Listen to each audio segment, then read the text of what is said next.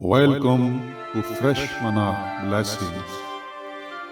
مجھے پکار اور میں تجھے جواب دوں گا، اور بڑی بڑی اور گہری باتیں جو تو نہیں جانتا تجھ پر ظاہر کروں گا۔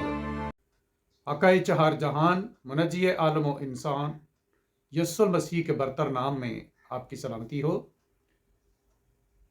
محترم ناظرین، آج سے ہم غزل اور غزلات کی کتاب کی سلسلہ وار اسٹڈی شروع کر رہے ہیں۔ تو آج کا یہ پیغام اس کتاب کے اوریجن، بائبل مقدس کے اندر اس کے مقام یا لوکیشن اور اہمیت کو اجاگر کرنے کے لیے پیش کیا جا رہا ہے، کیونکہ اس کتاب اور اس میں استعمال کردہ الفاظ کے سبب جو غلط فہمیاں، شبہات جنم لیتے یا تشکیک پیدا ہوتی ہے، اس کا درست بھید جان اور سمجھ کر ان کا درست طور پر تدارک کیا جائے۔ تو پرانے عہد نامے میں جیسا کہ آپ جانتے ہیں کل 39 کتب ہیں، 39 بکس۔ تو اس کتاب کی، غزلات کی کتاب سے پہلے 21 کتابیں ہیں، اور اس کے بعد 17 ہیں۔ تو اس کتاب کا، غزل و غزلات کی کتاب کا نمبر 22واں ہے۔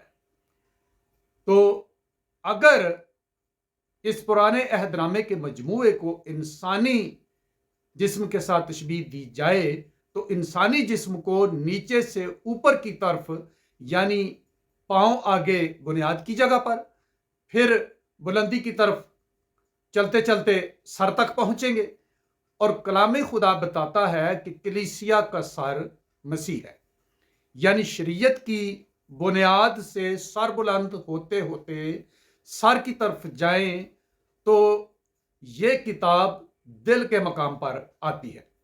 21 حصے نیچے، 17 حصے اوپر، یعنی یہ پرانے عہد نامے یا تناخ کا دل ہے، اور دل کا تعلق سب سے زیادہ جمالیات یعنی خوبصورتی کے ساتھ ہے۔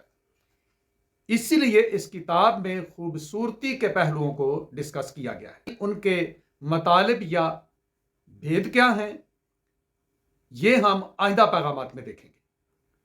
تو اردو زبان میں لفظ غزل کے اصطلاحی معنی ہیں عورت کے حسن کی تعریف کا گیت۔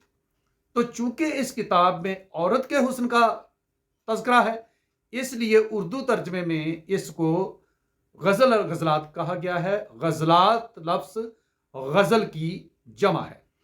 انگلش میں بھی اسے سانگ آف سانگز کہا گیا ہے، اس لیے کہ یہ بہت سے سانگز کا، بہت سے گیتوں کا مجموعہ ہے۔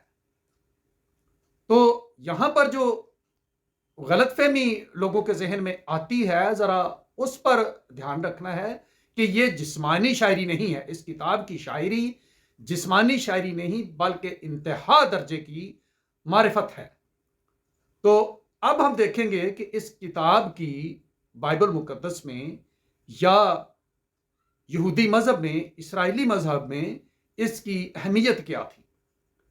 تو جیسا کہ میں نے پہلے عرض کیا کہ پرانے عہد نامے کی تدوین میں اس کتاب کو دل کا مقام دیا گیا ہے، تو جب اس میں غزلیں یا گیت ہیں تو پھر گیت گائے بھی جانے چاہیے، کیونکہ غزل یا گیت ہمیشہ گایا جاتا ہے۔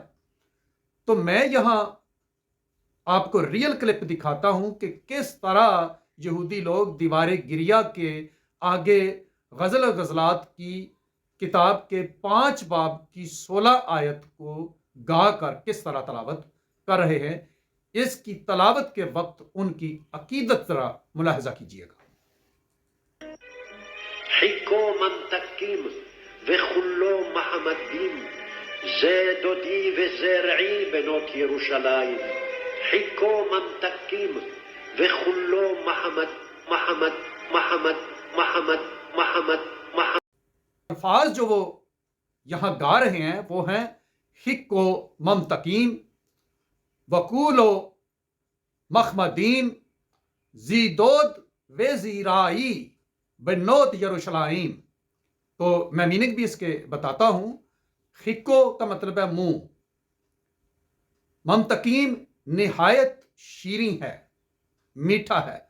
वकूलो सरासर मदीम इश्क अंगेज या लवेबल है। जी ये है दोद महबूब, वेजी ये है राई प्यारा या दोस्त। बिनोत बेटियां, यरूशलाइम जिसे हम यरूशलेम कहते हैं। तो ज़रा इन अल्फाज में ममतकीम, मखमदीम और यरूशलाइम के काफिये मुलाहजा कीजिए, कैसी परफेक्ट शायरी है। लिहाजा समझ में बात ये आई कि ये किताब इश्क हकीकी यानी इश्क खुदाबंदी की बुलंद तरीन मिराज है। तो अब हम देखेंगे किताब में बयान करदा किरदारों और मकामात को। तो इस किताब का सदर मकाम यरूशलेम है। बार बार यरूशलेम की बेटियों, यरूशलेम की बेटियां, उनका तज़किरा आ रहा है, जो कि बनी इसराइल का कौमी, मजहबी और रूहानी मरकज है। जिस हकीकी शख्सियत का नाम इसमें दर्ज किया गया है वो सिर्फ सुलेमान है।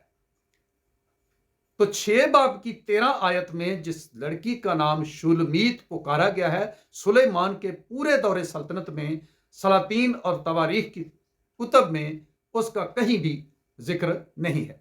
शुलमीत के लफ्जी मानी है सलामती याफ्ता, और ये सलामती याफ्ता लफ्ज 8 बाब की 10 आयत में उसी के लिए इस्तेमाल किया गया है, यानी शुलमीत के लिए। तो मतलब ये कि ये उस कौम का एक मुकाशफाती नाम रखा गया है जिसे खुदामन ने सलामती बख्शी थी, या यूं कह लीजिए कि जिसको खुदामन ने अपनी सलामती की पनाह में ले लिया था, जिनको उसने रातों के अंधेरों में अपने आग के सतून से रोशनी अता की और दिन को बादल बनकर उनके ऊपर साया किया। मतलब ये कि इस लड़की शुलमीत या सलामती याफ्ता से मुराद इसराइली कौम है, ना कि कोई फीमेल। दूसरा मकाम जिसे सुलेमान के बाग का मकाम कहा गया है वो 8 बाब की 11 आयत में है। उससे बाल हामून कहा गया है कि बाल हामून में सुलेमान का पाकिस्तान था। तो बाल हामून नाम के किसी इलाके का तमाम के तमाम पुराने अहदनामे में कहीं भी कोई जिक्र नहीं है। बाल हामून के लफ्जी मानी हैं खुदामद कसरत का मालिक है। जब खुदामद ने सुलेमान के साथ कलाम किया और उसे पेशकश की कि मांग मैं तुझे क्या दूं, जब उसने खुदामंद की आलीशान हैकल बनाई, उसके बाद खुदामंद उसके साथ हम कलाम हुए और उसे कहा मांग मैं तेरे लिए क्या बरकत जारी करूं। तो पहला सलातीन 3 बाब की 8 आयत में सुलेमान ने इसराइली कौम को ऐसी बड़ी कौम करार दिया जिसको शुमार नहीं किया जा सकता। तो मतलब ये उस जमाने की बात थी, यानी अब अगर सोचा जाए तो बड़ा छोटा सा, आज के लिहाज से बड़ा छोटा सा मुल्क बनता है, लेकिन उस जमाने में चूंकि एक एक शहर एक सल्तनत होता था, जैसे कि यरीहू बजाय खुद एक सल्तनत था, इसी तरह यबूस जिसका नाम बाद में यरूशलेम कर दिया गया वो भी बजाय खुद एक सल्तनत था। इसी तरह बाद में रोम भी एक शहर की सल्तनत से बड़ा हुआ और उन्होंने अपनी बादशाही बढ़ाते बढ़ाते एक वर्ल्ड लेवल की सुपर पावर बना ली। बाबल की बादशाही का आगाज भी एक शहर से ही हुआ था। इसी तरह बहुत से दुनिया में शहर हुए हैं कि एक एक शहर की बादशाही होती थी और उनके इर्द गिर्द के चंद कोई देहात को मिला के। तो मतलब ये कि बाल हामून भी इसराइली कौम ही को कहा गया है जिसमें बनी इसराइल कसीर तादाद में आबाद थे, क्योंकि वो 12 कबीलों की एक बादशाही थी। इस लिहाज से उस जमाने में ये एक बड़ी बादशाही समझी गई और एक बहुत बड़ी कौम समझी गई जिसका शुमार सुलेमान के जमाने तक यकीनन करोड़ों में पहुंच चुका था। तो इसको ही यानी उसकी कौम को ही सुलेमान का बाग या पाकिस्तान करार दिया गया है। जसाया 5वां में भी इसराइली कौम को खुदा ने अपना पाकिस्तान یعنی انگور کا باغ کہا تھا۔ یعنی اس کتاب میں اسرائیلی قوم ہی کے مختلف پہلوؤں کو سلیمان نے گیتوں کی صورت میں بیان کیا۔ آئندہ پیغامات میں ہم ان کی عجیب تشبیہات پر غور کریں گے۔ ان ویڈیوز کے ساتھ جڑے رہیے گا، چینل کے ساتھ منسلک رہیے گا، اور بہت بہتر یہ ہوگا کہ چینل کو اگر اس سے پہلے آپ نے سبسکرائب نہیں کیا تو آج کر لیں، تاکہ اس کے بعد جو سلسلہ وار پیغامات غزل و غزلات کی کتاب پر آئیں گے ان میں سے کوئی آپ سے مس نہ ہو۔ خداوند آپ کو برکت دے۔